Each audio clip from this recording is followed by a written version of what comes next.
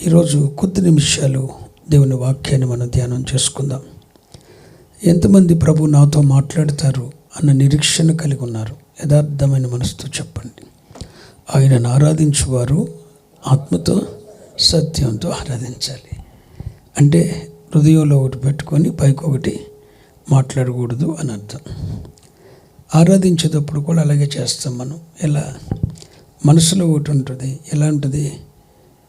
నీవు నాకుండగా ఈ లోకంలో ఏది నాకు అక్కర్లేదని నోటితో ఆరాధన చేస్తాం, కానీ మనసులో ఇంకొకటి ఉంటుంది.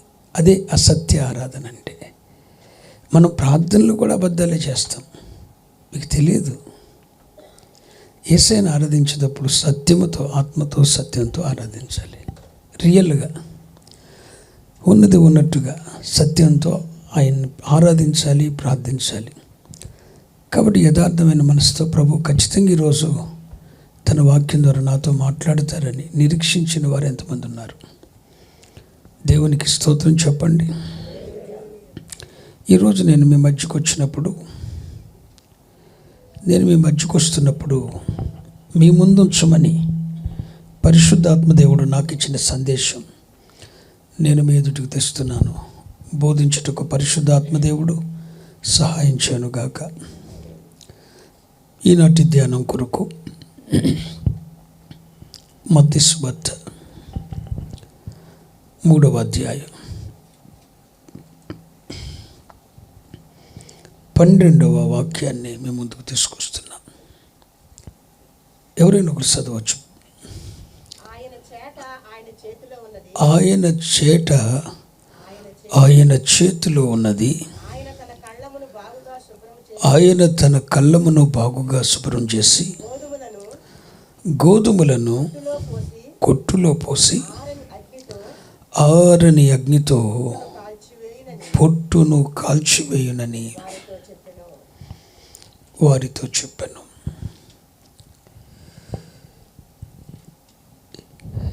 ఇక్కడ బాప్తిస్మమిచ్చి యోహాను ప్రభు అయిన యేసుక్రీస్తు వారిని గూర్చి ఈ మాటలు చెప్తున్నారు.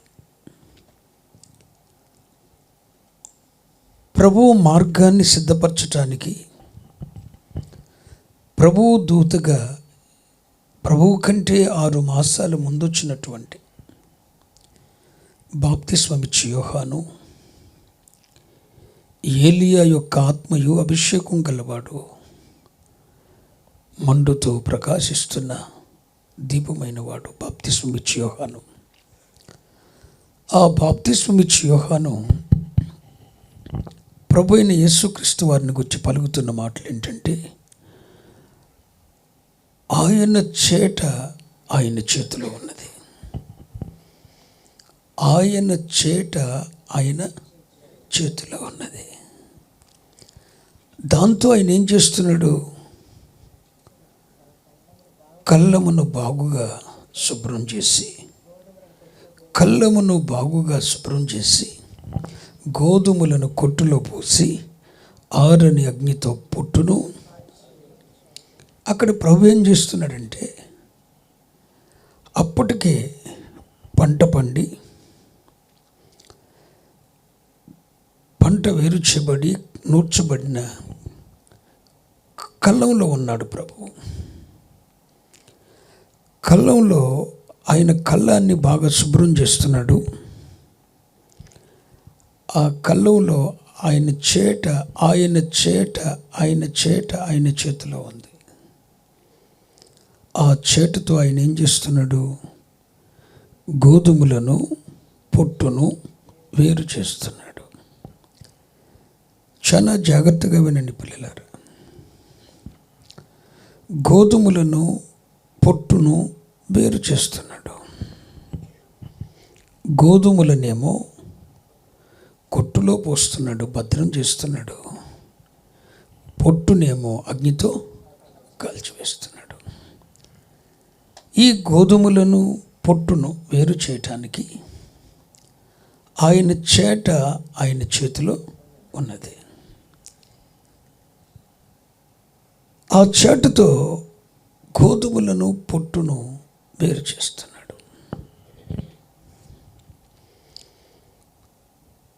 అందుకే బాప్తిస్మిచ్చి యోహాను పలుకుతున్న మాట ఏంటంటే, ఆయన చేట ఆయన చేతిలో ఉన్నది.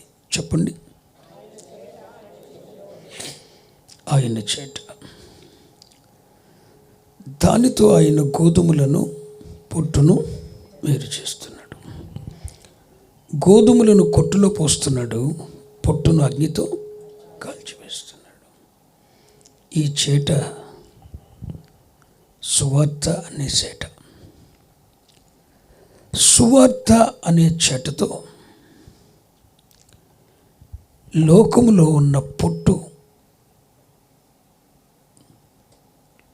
లోకములో ఉన్న గోధుమలు రెండింటిని వేరు చేస్తున్నాడు. లోకములో రెండు రకాల ప్రజలు ఉన్నారు.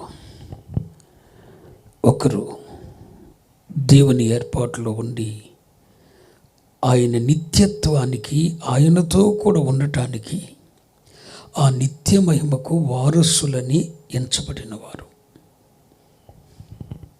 మళ్ళా చెప్తున్నా, భూమి మీద రెండు రకాల ప్రజలు ఉన్నారు. ఒకరు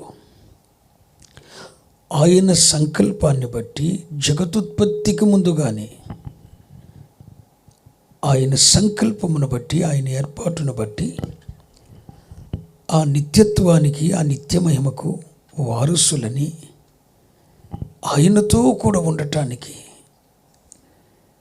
ఆయనతో కూడా నిత్యశయోనులో ఉండటానికి ఎన్నిక చేయబడిన వారని జగతుత్పత్తికి ముందుగానే దేవుని చేత ఏర్పరచబడిన వారు. ఇక వీళ్ళెవరంటే, వీళ్ళకి ఏర్పాటు లేదు. దుష్టుని సంతానం. దుష్టుని సంతానం. దేవుని కుమారుడైన ఆదాము గర్భంలో నుండే పుట్టిన వాళ్ళలో ఒకడు కయ్యను, దుష్టుని సంబంధి. భూమి మీద ఉన్న ప్రజల్లో దుష్టుని సంబంధులు ఉన్నారు, దేవుని సంబంధులు ఉన్నారు. నిత్యత్వం కొరకు దేవుని చేత ఎన్నిక చేయబడిన వారు ఉన్నారు, నిత్య నరకాగ్ని కొరకు తృణీకరించబడిన వారు ఉన్నారు. ఈ రెండు గుంపులు భూమి మీదే ఉన్నారు. ఈ గోధుమలు, గురుగులు కలిసే పెరుగుతున్నాయి. గోధుమలు, గురుగులు ఒకే పంట పొలంలో ఉన్నట్లు దేవుని చేత ఏర్పరచబడిన వారు, దేవుని చేత ఎన్నిక లేని వారు కూడా భూమి మీదే ఉన్నారు. మరి ఇందులో దేవుని చేత ఏర్పరచబడిన వారు ఎవరు? దేవుని చేత ఎన్నిక చేయబడిన వారు ఎవరు ఎలా తెలుస్తుంది? అదుగో ఆ ప్రక్రియ ఇక్కడ ప్రభువు చేస్తున్నాడు. లోకం అనే కళ్ళంలో సువార్త అనే సేట పట్టుకొని, ఆ మహిమగల సువార్త అనే సేటతో ఆయన తూర్పారపడుతున్నాడు. ఆ తూర్పారబట్టినప్పుడు ఏర్పాటులో ఉన్నవారు గోధుమలుగా చాటలో నిలుస్తున్నారు. ఏర్పాట్లు లేనివారు పొట్టు వలె ఎగిరిపోతున్నారు, స్థిరత్వం లేకుండా పోతున్నారు. పొట్టు గాలి చెదరు కొట్టు పొట్టు వలె, గాలి చెదరు కొట్టు పొట్టు వలె సువార్తకు విధేయత చూపకుండా పొట్టు వలె ఎగిరిపోతున్నారు. ఇలా లోకంలో దేవుని ఏర్పాటులో ఉన్న వారిని, దేవుని ఏర్పాటులో లేని వారిని, గోధుమలను, గురుగులను, లేకపోతే గోధుమలను, పొట్టును వేరు చేయటానికి సువార్త అనే చాట పట్టుకొని పరిశుద్ధాత్మ దేవుడు 2000 సంవత్సరాల నుండి కళ్ళంలో పనిచేస్తున్నాడు. చాలా జాగ్రత్తగానండి. లోకం అనే కళ్ళంలో పనిచేస్తున్నాడు పరిశుద్ధాత్మ దేవుడు. గోధుమలను కొట్టులో పోస్తున్నాడు. ఆ కొట్టు అంటే ఏంటో తెలుసా? ఆయన స్వరక్తమిచ్చి సంపాదించుకునే జీవము గల దేవుని సంఘం.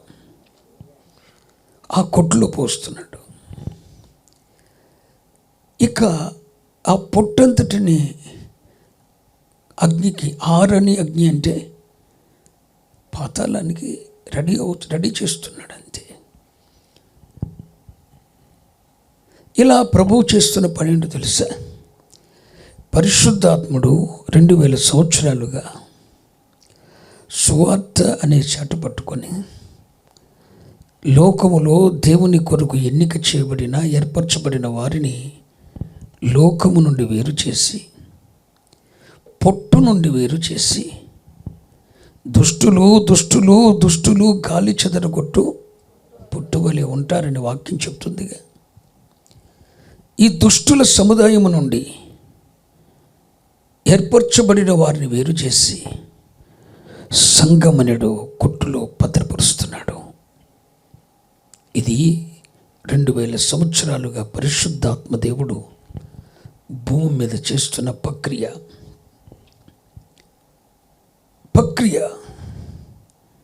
ఈ 2000 సంవత్సరాల నుండి పరిశుద్ధాత్ముడు ఇదే చేస్తున్నాడు. గోధుమలను, పొట్టును, లోకంలో ఉన్న దుష్టుల నుండి ఏర్పరచబడిన వారిని వేరు చేస్తున్నాడు. అసలు మీరు ఆదికాండం 1వ అధ్యాయంలోనే వేరుపరిచను అన్న మాట ఎన్నిసార్లు కనపడుతుంది? అడ్జస్ట్ అయిపోయే పని దేవుడు చేయడం. అడ్జస్ట్ అయిపోయే పని చేసేవాడు, కలిసిపోయేటట్టు చేసేవాడు సాతాను. వేరు చేసేవాడు పరిశుద్ధాత్ముడు. పగటిని రాత్రిని వేరు చేయలేదా? అడ్జస్ట్ అయిపోమన్నాడా? లేదు. పగటిని రాత్రిని వేరు చేశాడు.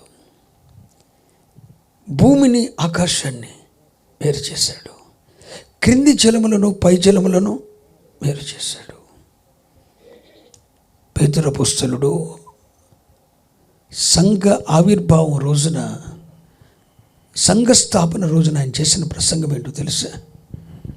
మీరు మూర్ఖులకు ఈ తరమ వారికి వేరే అడ్జస్ట్ అయిపోవద్దు, వేరే రక్షణ పొందండి.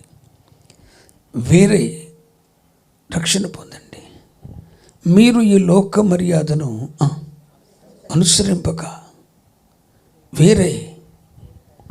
ఇది కాదా పౌలపోస్తలుడు పేతురు అపోస్తలుడు చేసిన వర్తమానం? వేరుపాటు జీవితం. యేసయ్య మత్తయి సువార్త 3వ అధ్యాయంలోనే బాప్తిస్మం ఇచ్చి యోహాను చెప్తున్నాడు, సువార్త అనే జల్లెడి పట్టుకొని లోకములో ఉన్న దేవుని చేత ఏర్పరచబడిన వారిని దుష్టుల సముదాయం అనే పొట్టు నుండి వేరు చేస్తున్నాడు. వేరు చేసి సంఘం అనే కొట్టులో పోస్తున్నాడు.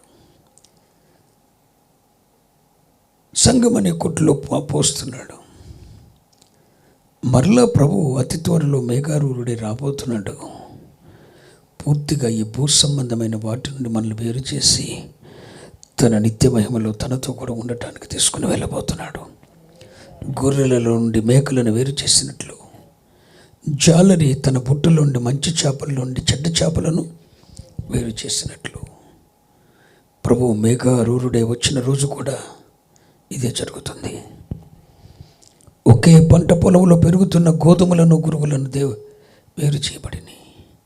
గోధుమలు ఆరని అగ్నితో, గోధుమలు కొట్లు పోయటానికి, గురుగులు ఆరని అగ్నికి, మేకలు తండ్రి చేత శపించబడిన స్వాస్థ్యానికి, నిత్య నరకాగ్నికి, గొర్రెలు తండ్రి చేత ఆశీర్వదించబడిన స్థలానికి. ఈ ప్రక్రియ కూడా అతి త్వరలో జరగబోతూ ఉంది. అయితే ఇదంతా ఇప్పుడు పరిశుద్ధాత్మ దేవుడు దేవుని ఏర్పాటులో ఉన్న సముదాయాన్ని, దేవుని ఏర్పాటులో ఉన్న ప్రజను దుష్టులు అనే పొట్టు నుండి, దుష్ట సంబంధులు అనే పొట్టు నుండి వారిని వేరు చేస్తున్నాడు. ఈ ప్రక్రియ నీలో జరిగిందా అన్నది నేను ప్రశ్నిస్తున్నా. వేరుపరచబడిన జీవితం అసలు లోకం నుండి, లోక మర్యాద నుండి, మూర్ఖులకి తరం నుండి వేరైన అనుభవం జరిగిందా అంటే సువార్త చేతను పట్టబడ్డావు. ఒక సత్తువ గల సంఘంలో ప్రభు నిన్ను పెట్టాడు. ఇంతవరకు ప్రభువు చేసే పని ఏం పని చేశాడు? దుష్టుల సముదాయము నుండి వేరు చేసి సంఘంలో పెట్టాడు. ఇది ప్రభువు చేసిన పని. దేని ద్వారా చేశాడు ఇదంతా? చేట, సువార్తనే చేటతో చేశాడు.